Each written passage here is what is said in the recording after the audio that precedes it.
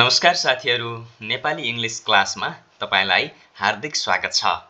हामी नेपाली इंग्लिश क्लासको पहिलो श्रृङ्खलामा छौं।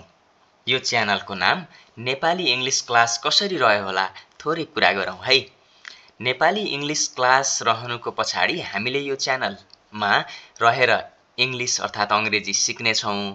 नेपाली रहनुको अगाडिपट्टि हामी नेपाली हौं त्यो भएर र इंग्लिश चाहिँ नेपालीमा अनुवाद गर्दै अर्थात् नेपालीमा बुझाउँदै सिक्ने छौं। तपाईलाई हाम्रो च्यानलमा स्वागत छ। कृपया हाम्रो च्यानललाई सब्स्क्राइब गर्नुहोला र हाम्रा भिडियोहरू मन पर्यो भने आफ्नो साथीहरूलाई पनि शेयर गर्नुहोला है।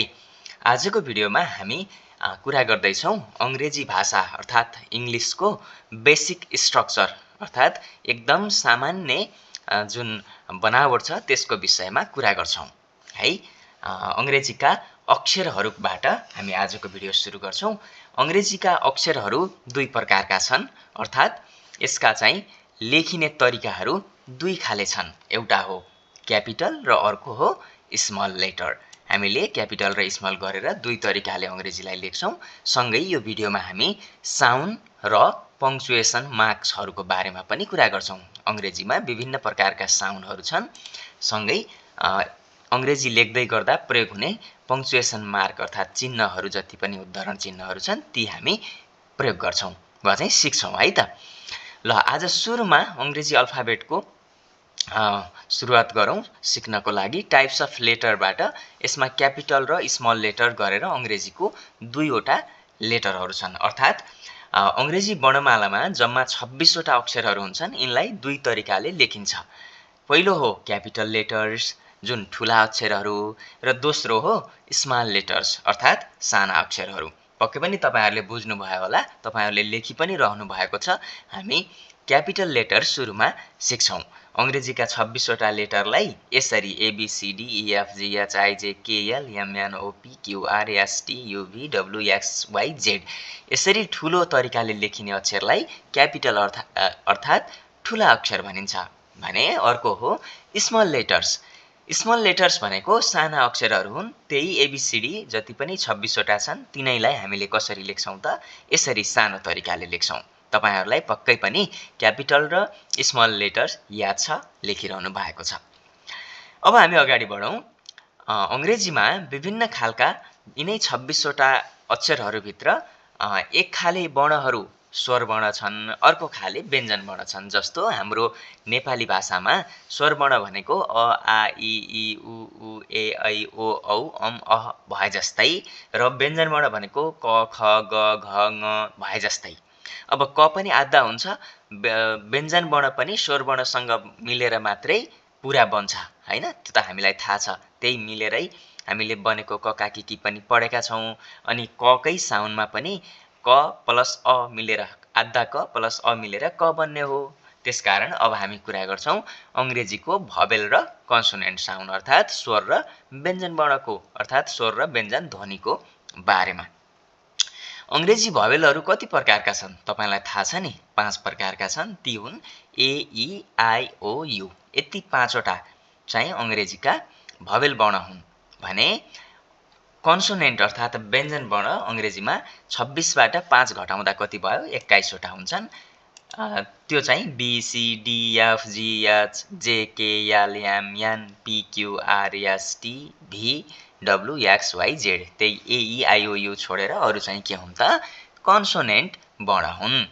तर यहाँनेर स्वर र व्यञ्जन ध्वनि अर्थात् भवेल र कन्सोनेन्ट साउन्डको बारेमा थोरै अलिकति थप पनि कुरा जानौं है। अंग्रेजीमा अक्षर 26 वटा भए तापनि यिनीहरूको उच्चारण वा ध्वनि साउन्ड भने 44 वटा हुन्छन्। शुद्ध उच्चारणका लागि यी ध्वनिहरू महत्त्वपूर्ण हुन्छन्। भवेल साउन्ड चाहिँ हाम्रो चाहिँ मोनोथोम्स अर्थात् अघि हामीले भनेको साउन्डहरू र डिप्थोङ्स भनेको चाहिँ तीनै साउन्डहरू डबल भएर विभिन्न तरिकाले हुने उच्चारणहरू चाहिँ गरेर 20 वटा चाहिँ भवेल साउन्ड हुन्छन् भने व्यञ्जन ध्वनि पनि यहाँ विभिन्न प्रकारका ध्वनिहरू थपिँदा 24 वटा हुन जान्छन्। यसको विषयमा हामी पछि सिक्ने छौं है।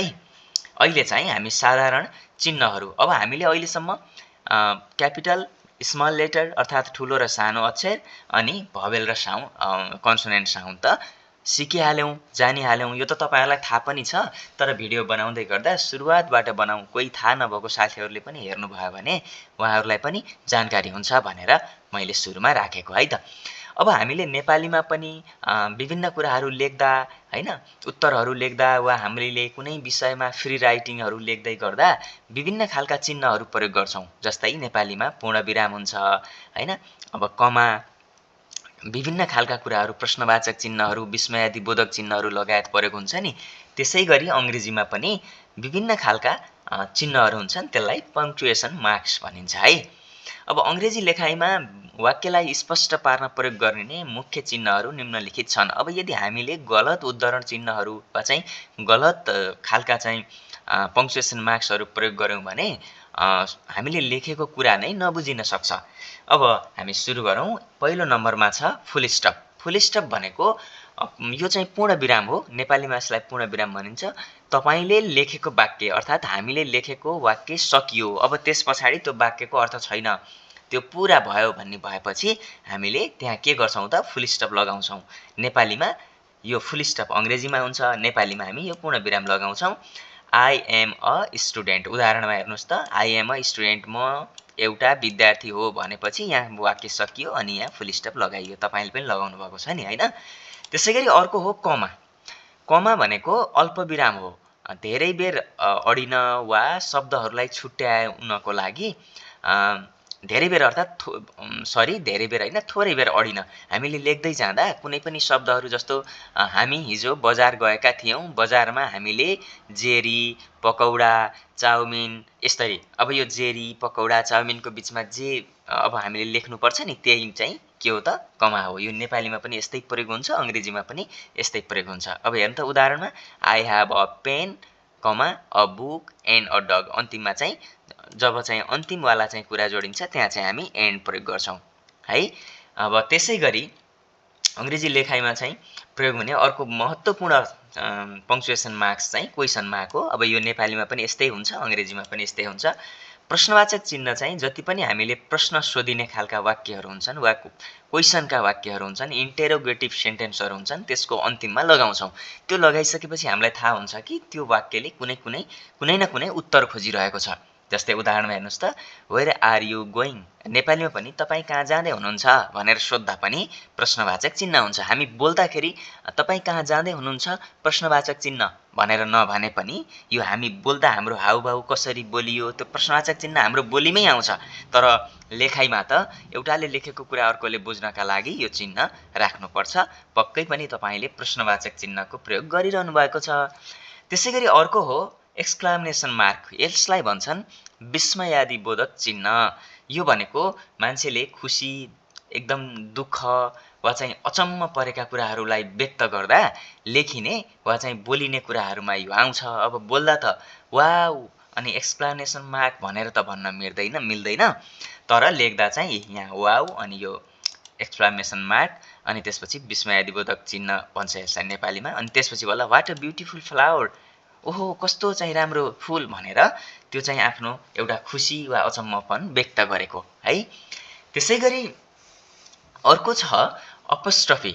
यो चाहिँ सम्बन्ध देखाउन वा अक्षरलाई छोटाउनको लागि प्रयोग हुन्छ।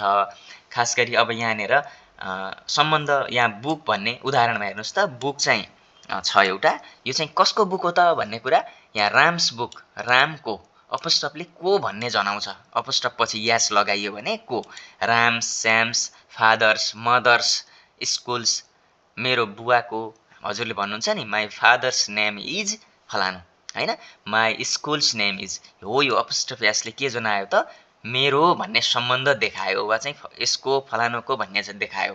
अब यहाँ आई एम लेख्नु पर्नलाई अपोस्ट्रफी लगाएपछि आई एम लेख्न पाइयो है। र अन्तिममा छ क्यापिटल लेटरको प्रयोग। अब यो चाहिँ अङ्ग्रेजीमा हामीले लेख्दै गर्दा धेरै ठाउँमा प्रयोग हुन्छ।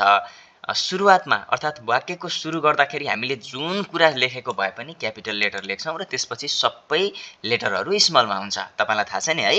अनि वाक्यको बिचमा भए पनि वा चाहिँ फुल स्टप भन्न नआउँदै भए पनि जहाँ भए पनि यदि तपाईँको नाम आयो भने वा चाहिँ तपाईँको मात्रै होइन जुनसुकै कुराको प्रपर नाउनहरू आयो भने देशको नामहरू होइन कुनै हिमालको नामहरू जति पनि प्रपर नाउनहरू कुनै समुद्रको नाम पृथ्वीको नाम यस्ता कुराहरू आयो भने हामीले के गर्छौँ त क्यापिटल लेटरबाट सुरु गर्छौँ र म अर्थात् आई लेख्दा पनि जहाँ पनि क्यापिटल लेटर हुन्छ त्यस्तै हामीले अहिले सिकिरहेको अङ्ग्रेजी अर्थात् इङ्ग्लिसको ई पनि जहाँ पनि क्यापिटल लेखिन्छ है तपाईँहरूलाई यो पक्कै पनि थाहा छ आज हामीले सिक्यौँ today we learn capital letters small letters vowel sound consonant sound अनि पङ्क्चुएसन मार्क्स है तपाईहरुलाई भिडियो कस्तो लाग्यो कृपया भिडियो राम्रो लाग्यो भने हाम्रो च्यानल नेपाली इंग्लिश क्लासको लागि चाहिँ सब्स्क्राइब गर्नुहोला अनि यो भिडियो तपाईको साथीहरुलाई पनि पठाउनु होला है उहाँहरुले पनि हेरेर पक्कै पनि हामीले भिडियोमा सिकेका कुराहरु सिक्नु हुनेछ र यस्तै भिडियोहरुको लागि हाम्रो च्यानललाई हेर्दै गर्नुहोला सब्स्क्राइब गरेर नजिकैको बेल आइकन थिच्नु भयो भने हामीले राख्ने हरेक भिडियोहरु तपाईले सुरुमा प्राप्त गर्नुहुनेछ त्यसको नोटिफिकेसन आउनेछ ल राम्रोसँग पढ्नु होला धेरै मेहनत गर्नु होला है धेरै मेहनत गरेर पढ्यो भने पछि हामी सुखी हुन्छौं राम्रो मान्छे असल मान्छे ठूलो मान्छे बन्न सक्छौं आजको लागि धन्यवाद अर्को भिडियोमा फेरि भेटौँला नमस्ते